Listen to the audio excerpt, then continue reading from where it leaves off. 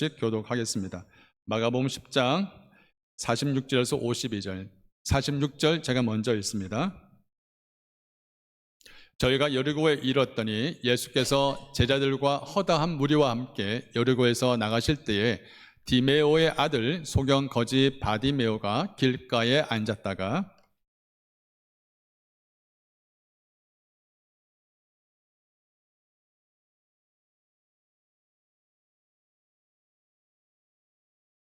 다시 8절 제가 읽습니다. 많은 사람이 꾸짖어 잠잠하라 하되 그가 더욱 심히 소리질러 가로되 다윗의 자손이여 나를 불쌍히 여기소서 하는지라.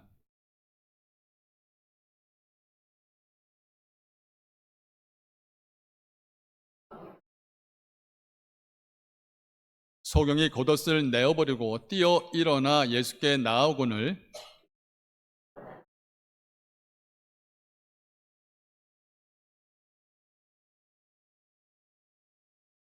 같이 읽겠습니다.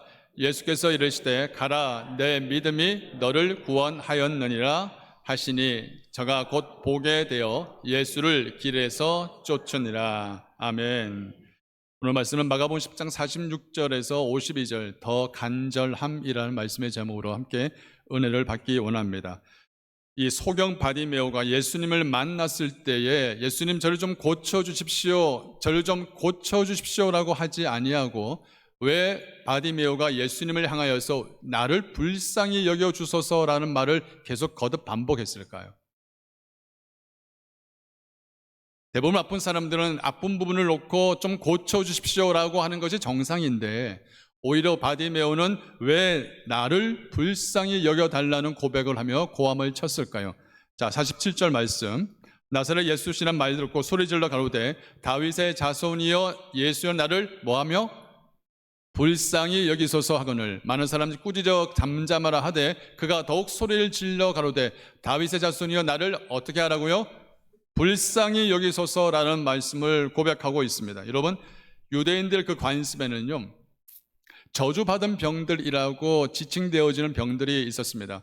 예를 들면 문둥병, 소경, 그리고 혈루병, 손이 마르고 불구가 되어지고 귀신 들리고 이런 모든 부분들은 저주받은 병들이라 하기 때문에 사람들이 가까이 하지 않을 뿐 아니라 이런 병에 걸린 사람들 스스로도 자기는 저주받았다라고 생각하며 평생을 그렇게 살았던 사람들이었습니다. 이 바디메오가 예수님을 바라보면서 자기를 불쌍히 여겨달라는 그 이야기는 지금 자기의 처지가 무엇인지를 정확하게 알고 있다는 것을 말하고 있습니다. 지금 자기가 필요한 것은 눈을 뜨는 것도 중요하지만 지금 내가 당한 이 모든 것들이 저주를 받아서 이렇게 된 것이니 저를 이 저주에서 건져주십시오라고 구원의 요청을 하고 있다는 걸 우리는 분명히 볼 수 있어야 합니다. 자기를 불쌍히 여겨달라는 이 고백은 바로 이 자기의 묶여있는 이 저주를 고치고 치료할 수 있는 분은 오직 구원자 예수 그리스도 뿐이라는 것을 이야기하고 있는 거죠. 사실 우리는 이 소경 바디메오의 절규와 부르짖음이 이런 저주를 받은 사람들에게서만 나타날 수 있다라고 생각할 수 있지만 정작 그렇지 않습니다. 많은 사람들이 자기가 구원을 받았다는 것, 자신의 이 구원에 대해서 심각하게 고민하지 않습니다. 정말 내가 진정 구원받은 사람인가? 나의 구원이 진짜인가? 라는 그런 깊이 있는 고민과 깊이 있는 생각을 하지 않기 때문에 절박하지 않습니다. 왜? 나는 지금 바디메오 같은 그런 저주받은 이런 질병들이 있지 않거든요. 나는 저주받은 자가 아니기 때문에 그냥 그럭저럭 살아가고 있기 때문에 나에게는 정말 구원이란 것이 좀 절실하지 않아 라는 생각 때문에 절박하지 않는다는 것입니다. 근데 바디메오는 어떻습니까? 왜 내게 이런 저주가 왔을까? 왜 내게 이런 문제가 생겼을까? 이런 고민과 가품과 절규와 좌절 가운데 심지어 나쁜 생각까지도 했을 것이고 자기가 살려고 몸부림치면서 얼마나 많은 사람들을 만나고 용하다는 의사도 만나고 뭐 엄청난 주술사도 만나고 많은 시도를 했었지만 근데 여러분 약을 먹으려면 돈이 있어야 되는데 지금 자기 신세를 보니까 거지예요. 거짓 신세고 자기 이빨에 풀 한 번 이렇게 잘 입을 수 있는 그런 부유함이 전혀 없으니까, 거짓 신세다 보니까 약 하나 먹는 것조차도 힘든 거예요. 아, 이게 정말 저주받은 인생이구나 라는 생각도 하면서 자신을 건져줄 수 있는 유일한 분은 메시아 한 분뿐이라는 생각으로 평생 살았습니다. 여러분, 이 바디메오가 이런 간절함을 갖고 평생 살았다는 것을 무엇을 보면 알 수 있냐면, 그가 이렇게 고백합니다. 예수님을 부를 때 선생님이여, 랍비여, 스승이여 라고 부르지 않았어요. 바디메오가 예수를 부를 때 뭐라고 불렀습니까? 다윗의 자손이여 라고 불렀습니다. 여러분, 유대인들은 분명히 알고 있습니다. 유대인들은 다시 오실 그 메시아가 어디에서 나온다? 다윗의 자손에게서 나온다는 걸 다 알고 있었습니다. 그래서 이런 저주받은 인생 가운데서 나를 건져줄 수 있는 유일한 메시아뿐이다, 그걸 알고 있기 때문에 이 소경 바디메오는 그를 부를 때 다윗의 자손이여 라고 부르면서 나를 건져줄 수 있는 구원자, 그분은 당신뿐입니다라는 이 고백을 하고 있다는 것입니다. 만약에 여러분, 이 바디메오가 가지고 있는 이 간절함, 이것을 예수님을 찾아와서 영생을 어떻게 하면 얻을 수 있습니까? 라고 했던 이 부자 청년이 이런 간절함을 갖고 있었더라면, 부자 청년은 네가 가지고 있는 것을 다 팔아서 가난한 사람에게 나눠주라 예수님 말씀하셨을 때 이 물질과 이 영생을 맞바꾸는 데 있어서 결코 고민하지 않았을 겁니다. 왜? 무엇이 중요한지 알고 있기 때문에. 근데 부자 청년은 근심하여 떠났더라. 그는 영생에 대해서 간절하지 않았습니다. 저 엄밀히 따져보면 이 부자 청년은 자기가 어렸을 때부터 율법을 지켰고 선한 일을 했기 때문에 자기가 이 영생을 쉽게 얻을 거라는 생각으로 예수님을 찾아왔기 때문에 그 마음에는 간절함을 찾아볼 수가 없는 거예요. 영적으로 보면은 더 무지하고 더 가난한 사람이 바로 이 부자 청년이라는 것입니다. 남의 집에서 빌어먹는 삶을 살았던 이 거지 나사로와 떵떵거리며 배부르고 등 따시고 호화롭게 살았던 이 부자가 동시에 죽었어요. 부자는 지옥 가고 나사로는 천국 갔던 그 이야기를 여러분 잘 알 겁니다.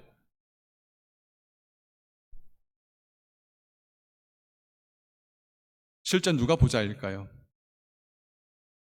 우리가 살고 있는 이 세월은 영원한 영생이라는 시간 안에 보면 너무 눈꼽만도 못한 이 짧은 정점 안에 우리가 살고 있는 이 세월의 짧은 시간, 그러면 그 시간 속에서 영원한 시간을 천국에 보낸 것이 진짜 부자일까요? 아니면 이 땅에서 짧고 이 땅에서 정말 얼마 안 되는 시간 속에서 떵떵거리며 그렇게 사는 게 진짜 부자일까요? 우리가 어디에서 살아야 진짜 부자일까라는 고민을 해봐야 합니다. 제가 집에 가는 길에 어떤 여자분이 이렇게 청소를 하고 있었습니다. 그래서 저는 이제 성격상 아는 사람인데 모르는 사람인데 무조건 보면 안 인사합니다. 안녕하세요, 안녕하세요 인사를 합니다. 모르는 분인데도 그냥 안녕하세요 인사를 하는데, 그 여자분이 열심히 청소를 하고 계시기 때문에 안녕하세요 라고 인사를 했습니다. 인사를 하는데 한국 분이세요? 예. 언제 오셨어요? 예, 한 달 정도 됐어요. 어디서 오셨어요? 그러니까 예, 미국에서 왔습니다. 아니 그 좋은데 놔두고 왜 이런 곳에서 와요? 그렇게 이야기를 합니다. 왜요? 이것도 사람 사는 곳인데 전 너무 좋은데요? 라고 이야기를 하면서, 그러면서 자기가 이런 말을 합니다.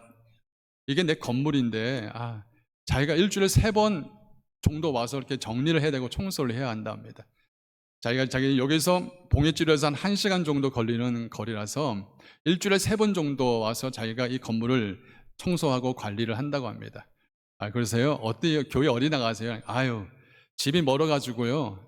봉해지로 교회를 나오려도 집이 멀어서 교회를 잘 못 나옵니다. 한 달에 한 번 나올까? 제가 가만히 듣고 생각을 해봤어요. 일주일에 3번 나오는 거는 괜찮고 주일날 교회 한 번 나오는 게 1시간 정도 먼 거리라고 해서 나오는 게 힘들다는 거예요. 이게 교회가 먼 건가 아니면 마음이 먼 건가?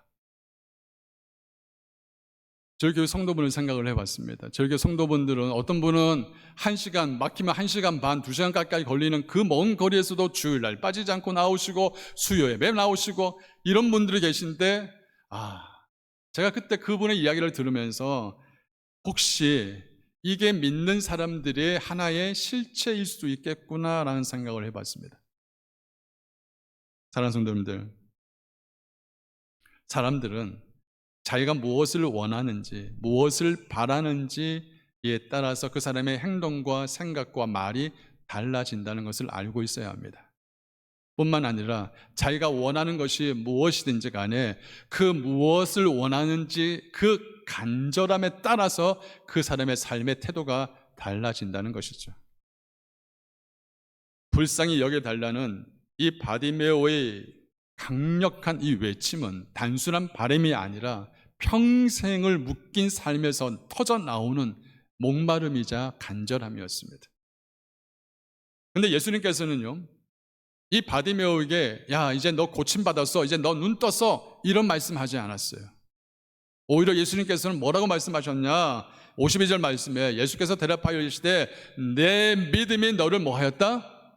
구원하였도다. 할렐루야. 내 믿음이 너를 구원하였도다 라고 말씀하시는 겁니다. 여러분, 본질은요, 본질로 풀어야 합니다. 아멘. 죄에 묶인 이 저주는 아무리 노력해도 끊을 수 없는 이 죄의 본질은 예수 그리스도의 보혈의 피가 아니면, 예수의 십자가의 은혜가 아니면 끊을 수 없고 풀 수 없기 때문에 본질은 본질로 풀어야 되는 거예요. 그 본질로 풀 수 있는 그 눈, 그것이 바로 믿음인 거예요. 바로 이 저주에 갇혔던 이 바디메오의 저주를 끊을 수 있는 유일한 길은 바로 예수 그리스도의 은혜요, 예수 그리스도의 보혈의 피요 십자가의 은혜밖에 없다는 것을, 바로 그것을 알고 있기 때문에 그가 무엇을 불러주셨어요? 다윗의 자손이라고 부르셨습니다. 메시아만이, 주님만이 이 일을 할 수 있습니다는 고백이었습니다. 갈라디아서 3장 13절 말씀 분명히 우리에게 증거하고 있습니다. 그리스도께서 우리를 위하여 무엇을 받으사? 저주를 받은 바 되사 율법의 저주에서 우리를 속량하셨으니, 3장 22절 23절 큰 소리 읽겠습니다. 성경이 모든 것을 죄 아래 가두었으니 이는 예수 그리스도를 믿음으로 말미암은 약속을 믿는 자들에게 주려 함이니라. 믿음이 오기 전에 우리가 율법 아래 매인 바 되고 계시될 믿음의 때까지 갇혔느니라. 아멘. 너를 저주받은 자라고 하는 그 이유는 뭐냐? 너가 율법 아래 매여 있었기 때문이다. 율법은 문둥병자, 명인, 이게 소경들, 손 마른 자, 이런 사람들 다 저주로 명해버렸거든요. 율법은. 그러니까 너희가 지금 저주받은 자라는 것은 너희 질병 때문이 아니라 너희가 율법들에 매여있기 때문에 너가 저주받은 자라고 이야기한다. 그런데 너는 이제 믿음이 너 안에 구원하였고 믿음이 왔기 때문에 더 이상 너를 저주받은 자라고 말하지 않고, 너를 더 이상 불쌍한 자라 말하지 않고, 너를 더 이상 저주받은 자, 없는 자, 하찮은 자라 말하지 아니하고, 너희가 믿음이 너 안에 왔기 때문에 너는 이제 구원받은 자라고 이야기를 하는 것입니다. 내 믿음이 너를 구원하였다라고, 이 말씀은 우리 믿는 그리스도인에게 결코 잃어버려서는 안 되는 하나님의 메시지입니다.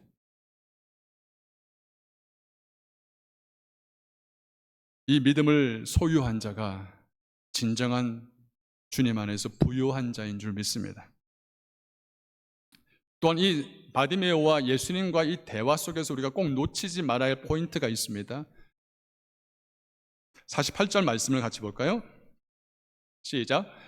많은 사람이 꾸짖어 잠잠하라 하되 그가 더욱 심히 소리 질러 가로되 다윗의 자손이여 나를 불쌍히 여기소서 하는지라. 아멘.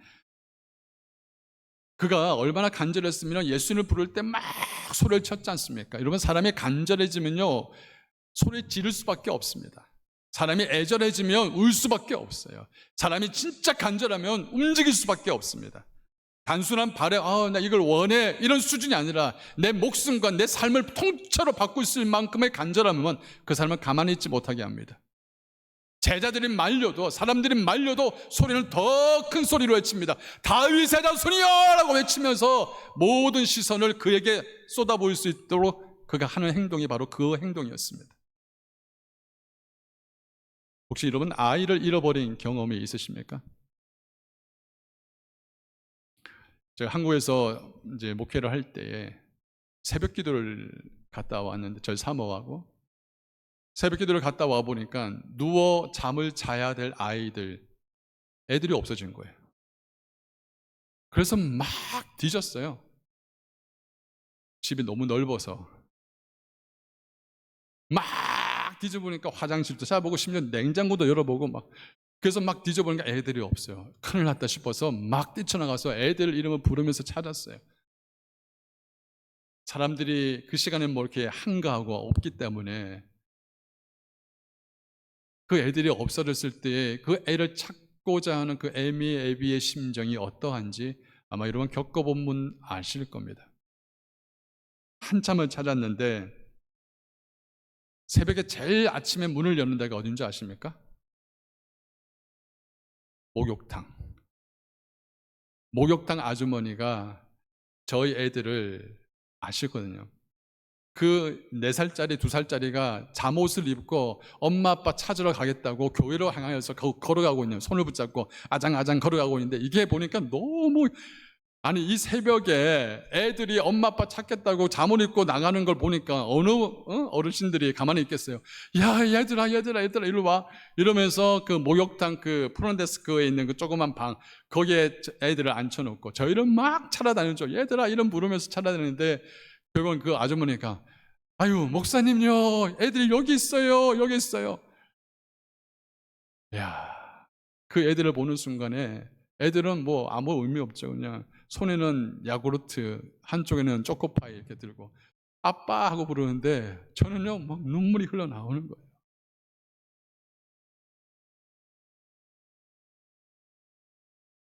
성경에도 이런 간절함의 메시지가 담긴 내용이 너무 많습니다. 창세기에 보면은 하나님께서 만드신 이 에덴 동산에서 아담과 하와는 하나님과의 그 놀랍고 아름답고 친밀한 그런 행복한 만남이 있는 곳이 바로 에덴이었습니다. 그래서 하나님이 오시는 소리를 들으며 아담과 하와가 너무 좋아가지고 하나님이 오신다 이렇게 기뻐하는 만남이었는데, 먹지 말라는 선악과를 먹고 나서 죄가 들어오고 난 이후에 하나님이 오시는 소리가 너무 두려운 소리로 들리는 거예요. 사람이 두려우면요 움츠러지잖아요. 숨고 싶잖아요. 아담과 하와도 역시 나무 뒤에 숨었습니다. 여러분, 천지를 만드신 그 하나님이 나무 뒤에 숨었다고 해서 여러분 모를까요? 제가 여러분 한번 숨어 볼게요.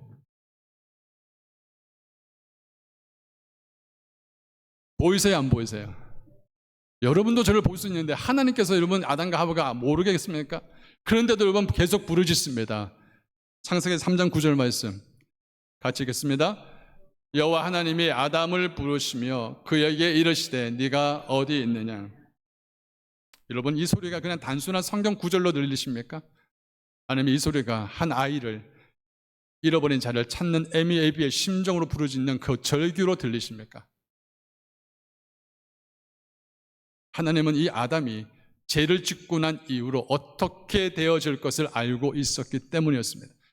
그동안 하나님과 아름답고 친밀한 교제를 가졌던 이 아담, 그가 더 이상 하나님과 이제는 이어갈 수 있는 영적인 고리가 이제 다 끊어져 버리고, 이제는 그 아담은 죄 가운데 갇혀서 평생 저주받은 인생으로 살아야 될 것을 알고 있기 때문에 그 하나님의 그 아담을 부르짖는 그 소리는 단순한 아담하고 부르는 소리가 아니라 아담 where are you? 너 어디 있니? 하고 그 외치는 소리는 이 아담, 이 에덴을 송두리째 울릴 수 있는 엄청난 소리였습니다.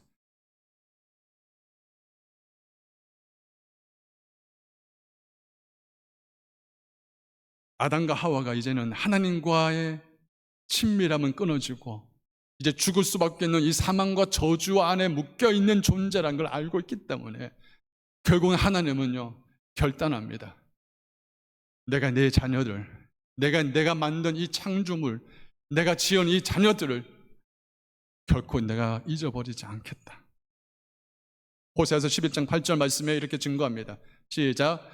에브라임이여 내가 어찌 너를 놓겠으며 이스라엘이여 내가 어찌 너를 버리겠느냐. 내가 어찌 너를 아드마같이 놓겠으며 어찌 너를 스보임같이 두겠느냐. 내 마음이 내 속에서 돌이키어 나의 긍휼이 온전히 불붙듯 하도다. 요한복음 3장 16절 말씀, 우리가 너무 잘 아는 말씀인데 암송 구절이 아니라 하나님의 메시지가 들어있는 메시지요. 한 사람을 찾으시기 위해서 외치는 그 절규. 시작. 하나님이 세상을 이처럼 사랑하사 독생자를 주셨으니 이는 저를 믿는 자마다 멸망치 않고 영생을 얻게 하려 하심이라. 아멘. 하나님의 결정은 바로 내 독생자, 아니 자기 자신을 내어놓고 저주받은 자, 잃어버린 자를 찾겠다는 하나님의 결단이었습니다. 한 이방 여자가 예수님을 찾아왔습니다.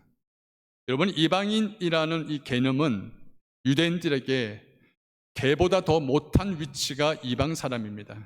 게다가 이방 여자라고 생각하면 정말 아주 사람들에게 손가락질 당하는 그런 사람입니다. 근데 이 이방 여인이 정말 입에 넣어도 아깝지 않은 너무너무 예쁘고 소중한 딸 아이가 귀신이 들렸습니다.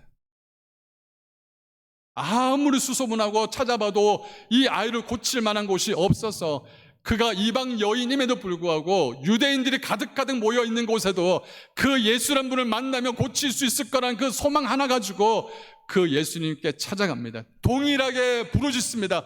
다윗의 자손이여 불쌍히 여겨주소서. 이방 여인임에도 불구하고 저분이 내 딸을 고칠 수 있는 그런 한가락 같은 믿음으로 달려드는데 그 여인이 다가가니까 다 사람들이 불락을 합니다. 그 여인이 한 여인이잖아요. 근데 사람들이 다 불락을 하고 막아버리는데 그것을 뚫고 나가기가 너무 힘든 거예요. 그래도 여러분, 아줌마의 울림통이 얼마나 큰지 아십니까? 아줌마들은요, 급하면 그 뱃속에서 흘러나온 그 예수요 외치는 그 소리. 근데 마지막에 그 아주 날카롭고 아주 그 소리 있잖아요. 그러니까 모든 사람이 귀를 막을 정도로 고함을 치니까 사람들이 좀 조용히 하라고 외칩니다. 그런데도 외칩니다. 왜? 그 여인 속에는 내 딸을 살리고 싶은 간절함이 있거든요. 근데 예수님 앞에 딱 다가갔는데 예수님이라면 좀 온유하고 예수님이라면 사랑이 많으실 분인 줄 알았는데 그 예수님이 아주 냉정하게 말합니다. 나는 이스라엘의 잃어버린 자를 위해서 구원해서 오게 왔지 나는 너희같이 이방인 사람을 위해서 온 거 아니야 라고 아주 딱 단칼에 잘라버립니다. 그러면 사람이 자존심이 상하면 에이씨 하면서 돌아갈 수 있는데 그럴 수 있을까요, 여인이? 그때 이 여인은 승부를 겁니다. 맞습니다. 저는 이방인이고 이방인 여자입니다. 그러나 주인님, 주인의 상에서 떨어지는 이 부스러기도 개들도 주워 먹는데 나에게 부스러기 은혜라도 좀 주십시오. 이거라만 주셔도 내 딸이 나을 수 있습니다. 그 간절함이 결국은 그 딸을 고치게 하였습니다. 사랑하는 성도 여러분들, 우리가 신앙을 갖고 있으면서도 이 간절함이 마르면 생명력이 상실되어집니다. 대충 신앙생활을 할 수 있습니다. 그러나 진짜 그리스도인이라면 내 안에 이 간절함이 왜 회복되어져야 되고 이 간절함을 가져야 할 이유를 말씀드리겠습니다. 사람들이 고통이 없으면 사실 간절해지지 않는 경우가 많습니다. 그래서 하나님이 우리 인생 가운데 운물을 풀 때 뭘 붓습니까? 마중물을 붓잖아요.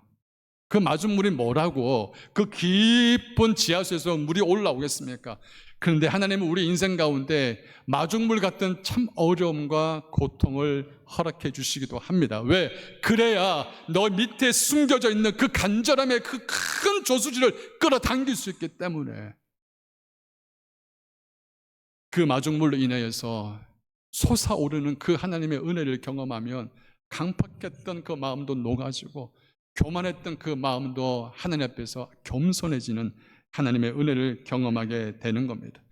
여러분, 내가 기도할 제목이 생겼다는 것은 바로 하나님이 은혜를 내게 허락하실 때라는 것, 하나님이 내 안에 묶여져 있고 잠잠해져 있던 그런 간절함을 불러일으킬 수 있는 때라는 것, 그리고 그 간절함을 통해서 하나님이 내 삶에 응답하시는 하나님인 것을 경험할 수 있게 하기 위해서 내 삶의 기도 제목을 주시는 겁니다. 두 번째로 우리가 놓치지 말할 부분은 예수님과 이 바디메오의 대화 속에서 우리는 분명한 질문에 대한 답을 준비해야 합니다. 무슨 말씀이냐면 예수님께서 바디메오에게 이렇게 말합니다. 네가 무엇을 원하느냐? 바디메오는 평생 품고 있는 소원이 있었습니다. 뭐죠? 한 번이라도 눈을 떠서 봤으면 좋겠다. 한 번이라도 봤으면 좋겠다. 예수님께서 그 바디메오에게 네가 무엇을 원하느냐라고 물었을 때에 만약에 이 질문에 대한 간절함이 없었다면 답을 할 수 없었을 겁니다. 우리에게 이 질문에 던졌을 때에 내가 머뭇머뭇거리거나 아니면 답을 할 수 없다면 어쩌면 내 삶에 어떠한 간절함도 원치 않고 간절한 마음을 갖지 않고 살아간다는 의미입니다. 간절한 자는요, 언제든지 대답할 준비가 되어 있습니다. 간절한 자는 언제든지 마음속에 품고 있는 소원이 있기 때문에 언제든지 묻는다면 답을 준비할 답이 있습니다. 사도 바울은 예수를 알기 전에 예수 믿는 사람을 잡아 죽이고 옥에 쳐넣는 이런 괴수 중에 괴수였지만 예수를 믿는 그 이후로부터 그 속에 세상 어떤 것보다도 간절한 소원이 하나 있었습니다. 고린도후서 11장 26절부터 같이 읽겠습니다. 여러분, 여행의 강의 위협과 강도의 위협과 동족의 위협과 이방인의 위협과 신의 위협과 광야의 위협과 바다의 위협과 거짓 형제 중의 위협을 당하고 또 수고하며 애쓰고 여러 번 자지 못하고 줄이며 목마르고 여러 번 굶고 춥고 헐벗었노라. 와우. 그가 경험했던 이 모든 것들이 오직 하나, 예수님 때문에 복음을 증거하는 이유 때문에 겪었던 고통이었습니다. 그러나 28절 시작. 이 일 외의 일은 고사하고 그거는 제껴두고라도 그 어떤 것보다도 시작. 오히려 날마다 내 속에 눌리는 일이 있으니 곧 모든 교회를 위하여 염려하는 것이라. 바울의 심정은요, 바로 이 땅의 교회를 향하신 예수님의 그 심정을 그냥 그대로 받은 거예요. 이 땅의 교회를 향하여서 주님이 품고 있는 그 마음을 주님 앞에서 사도 바울을 주님을 만나고 나니까 주님의 마음이 교회에 있다는 것을 정확하게 알게 된 거예요. 그래서 이 사도 바울은 내가 어떤 위협을 당하더라도 그건 고사하고 내 마음에 눌리는 것이 하나가 있는데 바로 교회를 위한 것.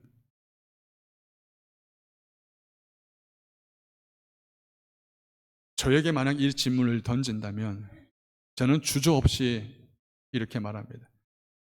성도입니다. 저는 한 분 한 분 한 성도 한 성도가 예수님을 닮은 제자로 세워지는 것이 저의 가장 간절한 바람입니다. 미기적 그냥 떠밀려서 그냥 어쩔 수 없이 주님을 따르는 그런 성도가 아니라 주를 위해서 내 삶을, 주를 위해서 내 시간을, 주를 위해서 내 중요한 모든 것들을 가장 소중한 주님을 위해서 내려놓을 수 있는 일사각오의 신앙 가지고 주를 위해서 따를 수 있는 그리스도인, 그를 세우는 것이 저의 가장 큰 소원입니다. 사랑하는 성도님들, 주님께서 여러분에게 물으실 때 답을 준비하십시오. 세 번째로 소경 바디메오가 그렇게 부르짖었을 때에 예수님께서는 바로 기적을 주지 않았습니다. 왜 그랬을까요? 많은 사람들이 정말 기적이 필요할 때에 기적을 경험하면 그 기적을 경험한 이후로 평생 주를 따르는 것이 아니라 오히려 기적만 경험하고 주님을 따르기를 거부하고 따르지 않는 사람들이 있다는 것입니다. 51절 말씀에 예수께서 일러 가라사대 네가 무엇을 하여 주기를 원하느냐 소경이 가로되 보기 원합니다. 52절 예수께서 이르시되 가라 내 믿음이 너를 구원하였다. 그가 그 이후로 저가 곧 보게 되어 그 다음 구절은 안 나오네요. 예수를 길에서 쫓으니라. 진짜 주님을 만난 경험이 있고 기적을 경험한 사람이라면 그의 삶이 바뀌어지는 것은 정상입니다. 그러나 많은 그리스도인들이 굉장히 얄팍하게 기적만 요구하고 기적만 바라지 실제로 그리스도인을 따르는 삶까지 가지 않는다는 거예요. 그래서 바디메오에게 기적을 바로 주지 않았습니다. 기적을 바로 주지 않았고 너의 속에 너가 무엇을 간절하게 원하는지를 그 믿음을 불러일으키는 작업을 먼저 했습니다. 기적을 바로 준 게 아니라 너가 간절히 원하는 곳에서 그 간절함을 이룰 수 있는 예수 그리스도의 그 은혜를 먼저 경험하게 한 것입니다. 여러분, 간절함과 믿음이 만나면 역사를 체험하고요, 간절함과 기도가 만나면 응답을 경험합니다. 아멘.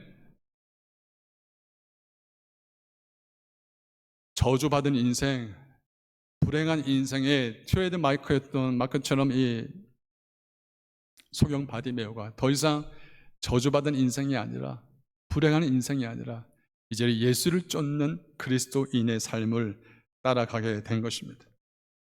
놀랍지 않습니까? 그의 불행과 그의 저주가 문제라고 생각했는데 그것이 문제가 아니라 예수를 만나지 못했던 것이 가장 큰 문제였습니다. 사랑하는 성도님들, 불쌍히 여겨달라는 이 불쌍함이 우리를 바꿀 수 없습니다. 내 처지를 좀 불쌍히 여겨달라는 그런 바람이 나를 움직이게 하지 없습니다. 대부분 사람들은 안 된다라고 한 사람들은 안 될 것밖에 보이지 않습니다. 그러나 하나님 만나기 원합니다, 보기를 원합니다, 간절하게 원합니다 라고 하는 사람들 눈에는 주님이 함께 하시고 그 간절함이 주를 바라보게 되어집니다. 그런데 여러분, 진짜 나를 움직이는 것은 단순한 바람, 단순한 간절함이 아니라 더 간절함이 결국 나를 움직이게 만듭니다. 백도시가 되어야 무릎 꿇듯이 하늘을 뚫을 수 있는 그 간절함의 은혜가 우리 온 성도들 가운데 있기를 주의 이름으로 축원합니다. 간절함이 만약에 내가 없다면 하나님께 하나님 간절함의 은혜를 허락해 주십시오라고 기도해야 합니다. 내게 만약에 믿음이 없다면 하나님 내게 믿음 없음을 고백하고 주님 내게 진정한 믿음을 주십시오라고 기도해야 합니다. 바디메오의 간절함은요, 예수를 만남으로 결국은 그가 바랬던 모든 소원이 이루어졌던 것처럼 모든 인생의 답은 예수 안에 있다라는 것이 이 오늘 말씀의 결론입니다.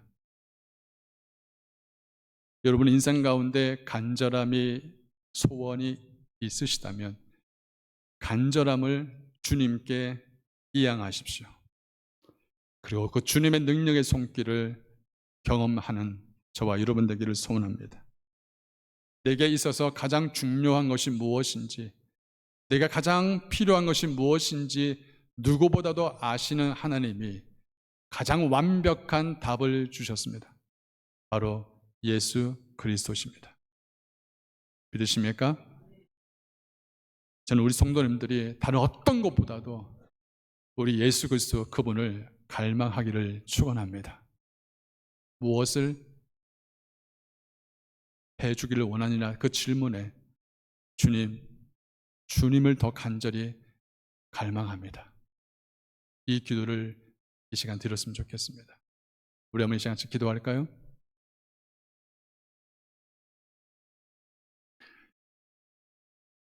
혹 여러분의 삶 가운데 정말 주님의 기적과 하나님의 은혜가 필요한 사람이 있다면 그것이 나를 바꾸고 그것이 나를 하나님께로 나아갈 수 있는 마중물이라는 것을 생각하고 이 시간 하나님 앞에 여름 마음 깊은 내면 속에 묶여있는 하나님 앞에 간절함이 다시 회복되어지기를 원합니다.